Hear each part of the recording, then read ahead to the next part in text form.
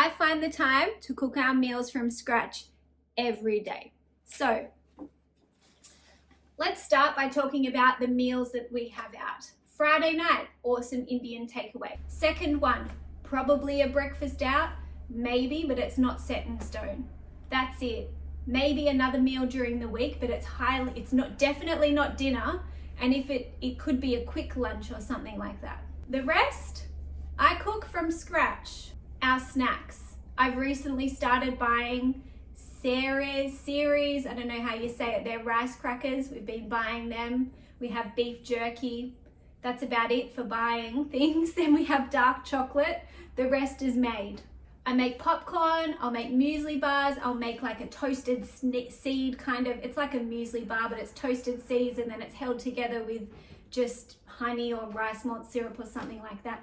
Super easy, very delicious. Might have banana bread or berry muffins or something like that. Nothing is consistent. I don't do this stuff every week, but it does happen. So there's always one of those things or something there to snack on. I load the fridge with fruit and yogurt. We love watermelon, we love rock melon, we have banana, we have heaps of frozen berries in the freezer. We have lots of oranges. We have all the fruit going on to snack on. So that is our sugary, our energy booster. We also have lots of yogurt. So we have sheep's yogurt, goat's yogurt, or coconut yogurt, usually a dairy one, and then coconut yogurt as well. So I'll prep these things on a Sunday in my hour of power. You may have heard of it now. It's 1 hour that I spend in the kitchen on a Sunday prepping our meals for the week. And I spend an hour, well, I'll tell you that a little bit later. I'll tell you why. But in this hour, I'll usually prep chia pudding. That takes all of 2 minutes to make, not even. So I'll make a big jar of that and then it's just in the fridge and it's ready to go. I'll also make some bircher muesli, which is usually our breakfast or something like that. If it's winter, it's porridge. That's 5 minutes, if that. That's in a big jar as well. It's in the fridge. It's done. It's out of the way. So boom, done. Or it's eggs, scrambled eggs on toast with lots of butter, something like that, some herbs in there on sourdough, easy breakfast. Lunches, we're usually having leftovers from the night before, which I'll get to dinner next, or it's eggs on toast with kimchi that's in the fridge, feta that's in the fridge. We've got lots of other cheeses in the fridge as well. I've got semi-dried tomatoes in there. I have olives. I have quick things like carrot sticks, cucumber. I might have leftover roasted veggies as well. Whatever goes from the fridge goes on our lunch plate. It is a super simple thing. 5 minutes. I can make a quick dressing. I know 20 quick dressings off the top of my head. It might be olive oil, mustard. We have heaps of vinegar in there as well, different types. So it's really easy to make a simple flavor combo. I buy ham. Everybody loves ham. I buy bacon. I might even have sausages, so I'll cook up a heap of sausages. They're in the fridge and they're ready to go. These are quick little snacks that can be, or like toppings that can go on our meals that are so quick to make. I have sourdough as well, so I'll either buy it or I'm making it. I have a few different options. And these are all just there, ready and waiting to go. So you're seeing the theme here. I have things in the fridge that are ready to go. Some I need to prepare, others are done. And it's just open the lid and off we go. To me, this 5-minute exercise of making our lunch or our brekkie is way better than going out for takeaway, because then we need to run the gauntlet of where we're going, what we're going to get. You're already hungry. You got to find something. Nothing really ever tastes as amazing as I can make for myself or you can make for yourself. I'm not crazy amazing. I am for me, but you know the best taste for you. And this is something that's been jumbled up in following recipes, going out. We have really low standards when we go out as well. We're happy to have like something mediocre, which I find so interesting. And hey, I used to be like that as well. And then I decided to change it and I created an amazing lunch delivery business out of the fact that I couldn't find a decent salad in the city. And I was happy to go get the soggy salad that actually made me feel like crap, that didn't lead me to do my best work. It kind of made me bloated. I felt tired after having it, really lethargic. And I was happy to do that for years and years and years until I got sick of it. And then I decided to fix it. So we need to like raise the bar of what we're happy to eat raise the bar of what we're happy to put in our bodies. It's not that hard to do it at home, but following recipes makes it harder because you're constantly searching for someone else's opinion. You're putting all of your responsibility and your power into the hands of this person on Google that you've never met, that has a nice bio photo or a few reviews online. You're putting all your power in their hands when all you need to do is come back into this present moment. You need to use your senses. You need to smell things. You need to taste things. You need to ask yourself questions. It's so much easier than we make it out to be. So now we're on to dinner. Dinner takes me between 10 and 40 minutes. Sometimes it's less, sometimes it's more. It depends on the day. It depends what's going on. Depends if I have another set of hands in the kitchen. Well, not in the kitchen, but someone to, my husband, to take my son away so I don't have to deal with him, although I love cooking with him, but we all know it slows the process down. So what do? If I have the luxury of being around, it's easy for me to just get a whole chicken, chuck it in the oven. This is hands-off cooking. And you might be like, oh, roast chicken, it's so boring. I've done it so many times. What's that saying? Only a boring person gets bored. This is you in the kitchen. You're being boring. You're not looking around you. You're not looking at the opportunities around you in your pantry, in your fridge. You're not buying the right ingredients to make things amazing. P.S.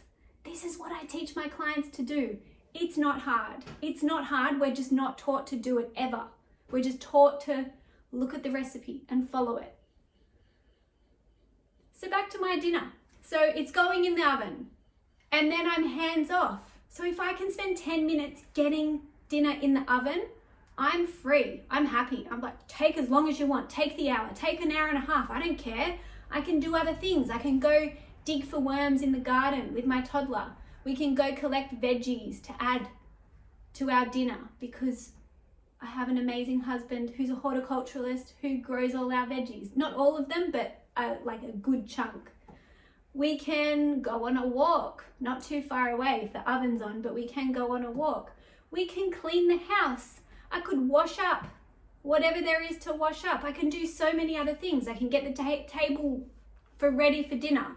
I can go have a wine on the balcony. Probably not going to do that one, but they're options, right? There's so many things that you could think of, I'm sure. All the other things that you think you're too busy that take up all your time from cooking, when I'm telling you hands-off cooking, 10 minutes to get something ready, pop it in the oven and walk away. And the reason I love this hands-off cooking is because I have the luxury, because I am home for this portion of time in the afternoon to do this. But when I'm not, then I'm leaning on my hour of power meal prep time to prep things in advance. So the chicken is already cooked. I do it on a Sunday. Or I'm getting out the slow cooker on a Sunday and I'm cooking a big chunk of meat, like 2 kilos, say a lamb shoulder, even if it's a kilo to 2 kilos, whatever it is, but it's a decent amount that's going to feed us for more than one meal. I'm always cooking for more than one meal. I batch. It gets put in the freezer for later. Then I just need to pull it out, defrost it, and dinner is halfway there. So this hands-off cooking, it's the biggest time hack of all. It is the holy grail. It's the one thing that I want you to take away from this. And if you're thinking the roast chicken is boring, yeah, but I've done all the slow cooker meals, you are not thinking about this in the right way. You are not. You are not. You're not. How many times can I say it? You're not. If you're bored by that, you're looking through the same recipe lens. You're thinking, yeah, but everything in the slow cooker tastes the same. It doesn't. Everything in the oven tastes the same. It doesn't. It's likely you need to level up your skills. So now you know that hands-off cooking is my favorite. The other things that I want you to take away from this is how you can implement a little hour of power meal prep routine for you, how you can prep some ingredients that then allow you to fill in the gaps on the night that you want to cook so you don't get bored of what you've meal prepped. The other thing that I want you to take away from this is, maybe following recipes is doing a little bit more harm than good. And we'll just park that one there for a second. So back to my roast. What goes with this? Anything. I could have rice, I could have pasta, I could have soba noodles, and I can think of 4, 5, 6, maybe more different flavor combos from those 3 base ingredients to make this roast chicken so different and so amazing and so tasty and always new and definitely not boring, and something that I cooked last week and the week before and the week before and for the last year on autopilot. I could roast up a tray of veggies at the same time, or 2. I could roast up those veggies and then make a dip from that. I could get lettuce and make a little roast chicken sanchoy bao thing. I could put it on wraps with some awesome bone broth mayo or standard mayo or some other dip that you have, maybe some pesto. I'm just rattling ideas off. This is all just at the top of my head. I could think of 10 meal ideas for you right now, just like that. No effort whatsoever. All from basic cooking skills. And before you get crazy, I cook simple meals. What I'm teaching, what I share with you in these, if you go on my website, all my recipes, anything on Instagram, I share it with you because it's very possible for you to cook. So don't think I could never cook like Lou. I hear that a lot. I couldn't cook meals like you. My meals are basic. They are simple, but they taste delicious. And this is the way that I want it to be.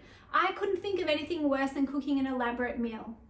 I used to spend 3 hours cooking corn fritters. It was stressful. And yeah, like a batch of corn fritters, basic corn fritters. That's how bad I was in the kitchen. I had 0 skills. I don't want to go back there, even for something elaborate. I really don't want to go back there. I want it to always be simple. I want it to be delicious. I want it to be seasonal. And the less time I spend in here, the better. And I mean that from a place of like, I could then do so much more in here. I'm always going to cook. I've got produce to preserve from out in the garden, but you get the idea, I'm hoping. There are many other things to do rather than be in here cooking for hours and hours and hours. And this is what I teach my clients. You don't need to be in here for hours to make amazing meals. And you don't need to be not working full time. You don't need to be a pro cook. You don't need to have a lineage, a mother and a grandmother that cooked amazing meals either. And that doesn't mean that you're a crappy cook. Like, e.g., my mum was a bad cook, so I am a bad cook, and I'm just going to carry on this like it's just what it is. And then there's how I meal prep. I've weaved this through, but we haven't quite gotten to it yet, so I call it my hour of power. And I dedicate my time. I commit to this hour of power. It is an hour, and I do it. Some weeks it's more, some weeks it's less, because I have the skills so I can do that and still follow through with meals throughout the week and not have it be a crazy big deal. But I commit to this time. And if you are one who goes to meal prep and you push it to the side, if you're thinking, oh, I'll do that when, I'll learn to cook when, I'll figure out some extra recipes when, as in later, you're always pushing it down the calendar, down the line, you're not prioritizing it, and you're never going to. But here's the thing with my hour of power. I don't cook full meals. I cook ingredients. I do a slow cooked lamb. I roast veggies in the oven. I roast a chicken in the oven. I'll do 2 types of meat max. Maybe I make some rice or quinoa or something like that. I make a dip. I make a salad dressing. It's simple. I toast some nuts. That's it. It's nothing crazy. I might steam some veggies as well. That's it. I don't make full meals. And then from that, with my basic cooking foundations, with knowing what I like with flavor and how to make flavor work for me, with having a pantry full of amazing products to use and a condiment compartment in my fridge, it makes it really easy. So the way I prep these ingredients, it ensures that I'm not getting bored. I'm not getting bored of the meal that I'm intending to make on Tuesday night before I've even fully prepped it, fully made it, cooled it down, put it in the fridge, all of that. There's a little bit of mystery in here. There's a little bit of surprise. I can have a rough plan and then I can fill in the gaps later. And I can also change my tune up.